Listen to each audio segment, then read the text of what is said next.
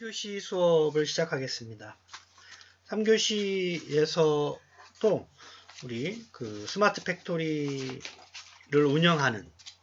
운영하고 있는 사례를 좀 살펴볼게요. 이제 중국 사람이 미국에서 창업한 랜딩 AI라는 업체에서 만든 그 비주얼 인스펙션 머신러닝 알고리즘을 이용해서 만든 건데요. 우리 그 랜딩 AI, 랜딩 라이트라는 시스템이 있어요. 이게 이제 스마트 팩토리에 적용을 해서 그 정확도를 높인 뭐 이런 사례들을 살펴보고, 그 다음에 또 다른 그 우리나라의 업체 이걸 좀 살펴볼게요. 그 다음에 스마트 팩토리의 핵심적인 요소를 설명하고 있는데 그걸 한번 좀 설명을 좀 드리겠습니다. 이분인데요. 스탠퍼드 대학의 교수이면서 랜딩 AI라는 회사를 이제 창업을 했어요. 앤드류 웅이라는 사람인데요. 실제 지금은 이제 구글 바이두에 이제 중국의 구글이라고 이제 할 수 있는 바이두라는 이제 우리나라 네이버급에 해당되는 그 회사에 지금은 이제 가 있어요. 이 사람이 얘기한 거를 보면 그 기업들이 AI 기반 기업으로 이제 앞으로 계속 이제 변신을 이제 해야 되는데 5가지를 이제 얘기하고 있어요. 그 파일럿 프로젝트를 먼저 실행하라. 이제 파일럿이라고 하는 게 어떤 그 실제 내가 적용하고자 하는 시스템 전체에 적용하지 말고 그거를 이제 프로토타입을 만들어서 그 실제 AI를 적용을 해보는 거죠. AI 기반 알고리즘을 만들어서 적용을 해서 그 효율이 이제 입증이 되면 그때 이제 그 실제 기업의 생산이라든지 제조 라인에다가 적용을 해라라는 이제 얘기를 했고, 두 번째는 AI 팀을 이제 만들어라 회사 안에. 그다음 세 번째는 이제 요 AI 인공지능 교육을 이제 그 직원이라든지 이런 사람들한테 제공을 해야 되죠. 그런 교육을 이제 필요로 하기 때문에 실제 이제 시스템 현장에서 이제 산업 현장에서 운영되기 위한 필요한 알고리즘 교육을 또 구현 교육을 이제 시켜야 된다라고 이제 말씀을 했고, 그 다음에 앞으로 회사가 장기적으로 중장기적으로 어떻게 할 건지 AI 전략을 또 만들어야 돼요. 그다음 마지막으로 안팎으로 회사의 이제 내부 외부로 소통 채널을 만드는 게 또 중요하다. 그게 이제 왜 그러냐 하면 AI는 사실은 그 AI 알고리즘이 효율적으로 이제 동작을 하기 위해서는 요 빅데이터가 있어야 돼요. 빅데이터 베이스에 기본적인 시스템을 운영을 해야 그 학습 알고리즘에 필요한 데이터들이 그 효율성을 나타내는 결과로 이어질 수 있기 때문에 이게 이제 회사 내부의 데이터와 그 외부 데이터를 잘 가져와야 되기 때문에 효율적으로 또 실시간적으로 그게 그 데이터를 제공해주고 있는 사람 또는 업체 이런 거를 잘 이제 받기 위해서 채널을 항상 이제 소통할 수 있는 채널을 만들어라라고 이제 이 사람이 이제 그렇게 이제 중요성을 얘기를 하고 있어요. 이 사람이 만든 그 랜딩 AI 업체에서 개발한 머신러닝 알고리즘을 적용한 그 머신러닝 알고리즘을 우리가 이 사람은 비주얼 인스펙션이라고 이제 얘기를 하고 있어요.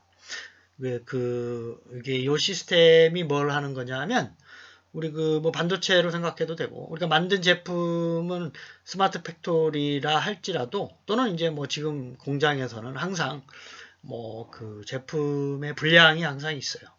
완벽한 시스템은 없기 때문에. 그래서 그 불량된 제품을 사전에 이게 사람이 육안으로 이제 하기가 힘들죠. 특히 전자기기 부품에 필요한 것들은 반도체를 예를 들면 이제 자꾸 작아지고 있죠. 그래서 육안으로 불량을 잡아내기 거의 불가능해요. 그래서 그거를 이제 그 자동으로 잡아내는 그 시스템이에요. 이게 이름은 이제 랜딩 라이트라고 이제 얘기를 하고, 그 안에는 머신러닝 알고리즘, 특히 CNN이라는 게 이제 그 알고리즘이 적용이 돼요. 컨볼루셔널 뉴럴 네트워크. 우리나라 말로 하면 합성곱 신경망, 합성곱 신경망. 이제 머신러닝인데요. 그게 이제 이런 거죠. 거기 뭐 이제 위에 이제 그 단계를 설명하고 있는데, 단계를 보면서 말씀을 드릴게요. 이제 이 시스템에서 카메라를 이용해서 제품 이미지를 입력을 해요. 첫 번째로. 데이터를 수집하는 과정이죠. 그 다음에 랜딩 라이트라는 레이블이죠. 레이블 툴을 이용해서 그 이미지를 보고 CNN 뉴럴 네트워크를 거쳐서 정상, 요거는 정상, 요거는 결함. 이렇게 라벨링을 붙여요. 이제 그 다음에 모델을 구축하는 거죠. 이놈은 이제 이런 이미지일 경우는 정상이로구나. 아니면 이런 이미지인 경우는 결함이 있구나. 이제 이런 걸 계속 학습 데이터를 쌓아요. 이게 이제 CNN 머신러닝 모델이죠. 네 번째는 이제 요거를 비주얼 인스펙션 요 머신러닝 알고리즘을 제조 현장에 투입을 해요. 그래서 실제 판별을 하는 거죠. 정상, 결함 이렇게. 그 다음에 이런 데이터들이 자꾸 쌓이면 이제 보다 이제 정확한 이미지로 인식을 해서 결함에 대한 학습 능력을 자꾸 강화하는 거죠. 그러니까 학생으로 치면 공부를 열심히 하는 거다 이렇게 생각을 합니다. 알고리즘 고도화. 그 다음에 인사이트 도출이라고 하는 거는 이제 실제적으로 뭐 그날 생산된 것 중에 100개 중에 10개가 결함이다. 그렇죠? 그다음에 결함이 된 이미지는 구체적으로 XY 좌표상에 요 섹터가 고장이 났다. 이런 것들을 사용자가 알기 쉽게끔 좀 데이터를 제공을 해요. 물론 이제 일자별로 불량률을 보여주고, 그 다음에 일자별로 제조 라인의 흐름, 프로세스의 시간, 생산성 이런 것들 다 보여주고, 이걸 우리가 대시보드라고 그러죠. 대시보드. 사용자가 보기 편하게 빅데이터의 시각화 기술을 이용해서 보여주는 거예요. 그 밑에 있는 그림은 실제 여기서 운영됐던 거를 보여주고 있어요. X 표시한 게 책에서 보면 잘 보일 텐데, 여기서 X 표시한 게 결함이 있는 거예요. 그래서 분명 XY 좌표상에 어느 섹터 하나의 이미지가 내가 여태까지 봐왔었던 학습된 자료로 보면 정상이 아니라 결함이다 이런 얘기죠. 그렇죠? 그다음에 이제 정상적인 거는 XY 모든 걸 다 봤더니 여태까지 봤던 모든 정상된 제품들과 거의 일치하더라. 그래서 너는 정상이야. 이렇게 이제 판별을 하는 거를 이제 보여주고 있어요. 시스템에서. 그래서 요거를 이제 아까 앤드류라는 사람이 이제 창업을 한 회사에서 만든 솔루션이에요. 이게 진짜 반도체 회사라든지 스마트 팩토리 공장 현장에 이제 적용이 되면 이제 자동으로 불량 제품을 걸러내고, 또 이 머신러닝 알고리즘이 자꾸 알고리즘이 고도화되면서 보다 정확하게, 그러니까 정상인 걸 정상으로, 정상인 걸 비정상, 비정상인 걸 정상 이렇게 하는 확률을 많이 줄어들게 이제 한다라는 데서 이제 효과적으로 이제 판별이 돼서 실제 많이 쓰고 있습니다. 그다음에 이거는 이제 우리나라에서 스마트 팩토리 운영을 위해서 개발된 이제 시스템인데요. 자동화 시스템. 오른쪽에 있는 그림이 아까 화학 시스템에서 운영되어 있었던 구조하고 거의 이제 똑같아요. 비슷하죠. 그러니까 이거는 좀 이렇게 수직적으로 좀 그리긴 했지만, 사실 오른쪽 위에 보면 클라우드가 있고요. 그 다음에 밑에 이제 네트워크를 거쳐서 중간 포그의 지점에 해당되는 게 있고, 그 다음 맨 밑에가 이제 엣지죠. 엣지. 그래서 이제 항상 요 세 단계로 이렇게 이루어져서 만드는 게 일반적인 형태예요. 그게 이제 분산형으로 이제 이렇게 또 엣지를 이제 요 공장만 있는 게 아니라 또 이제 서울에도 있고 부산에도 있다 그러면 이제 또 엣지를 하나 더 만들어서 포그를 거쳐서 또 클라우드로 이제 이어질 수 있게끔 이제 데이터를 관리하는 거죠. 그런 시스템으로 이제 운영을 하는 게 이런 업체 어드벤텍이라는 회사에서 만든 거예요. 그렇죠? 그 파낙하고 이제 거의 비슷하죠. 그래서 모든 걸 자동화로 연결을 해서 외부로 다 이제 액세스하고 네트워크 매니지먼트 시스템 NMS를 통해서 다 유지 보수 관리 제어하는 이 프로토콜 스위치라고 하는 건 네트워크 스위치라고 생각을 하시면 돼요. 네트워크 안에 구현된 스마트 팩토리 운영에 필요한 이제 프로토콜이 다 구현이 되게끔 이제 하는 거고 왼쪽에 있는 이제 그림은 이제 요거를 다시 실제 그 사람들이 공장 현장에 가지 않고 그 포그나 아니면 요 클라우드 형태의 계층에서 운영하고 있는 공장 환경 관리 시각화, 그 다음에 실제 장비 공정 관리 시각화, 뭐 이런 것들을 이제 운영하는 거를 이제 그림으로 이제 보여주고 있어요. 그 다음에 또 생산 정보 MES 시스템 통합 이제 그 시스템을 또 운영을 해서 전체적으로 스마트 팩토리를 운영할 수 있는 기반 하드웨어, 소프트웨어 플랫폼을 제공해주고 있는 그 기술 개발을 하고 있는 업체에서 보여주고 있는 스마트 팩토리. 우리나라에서 또 이제 스마트 팩토리 도입을 위해서 국가에서도 많이 이제 지원을 하고 있는 건데, 그 다음에 실제 적용을 위해서 그 이제 사람들은 이제 공장에서 일하는 것보다 실제 관리나 ICT 기술을 이용을 해서 관리, 제어, 그다음에 시스템 운영, 뭐 이런 것들을 위한 이제 사람들이 이제 그런 쪽에 이제 운영을 하고 실제 제조나 이런 거는 이제 로봇이 하게끔 하는 게 이제 스마트 팩토리의 궁극적인 지향하고 있는 방향이다. 이렇게 생각을 하시면 이제 되겠습니다. 이제 우리나라 정부에서 만든 자료인데요. 스마트 팩토리의 그 5가지 중요한 핵심 요소를 여기서 잘 보여주고 있어요. 첫 번째는 보면 이제 수동적이었던 공장이 이제 양방향 운영을 이제 통해서 능동적으로 바뀌는 거죠.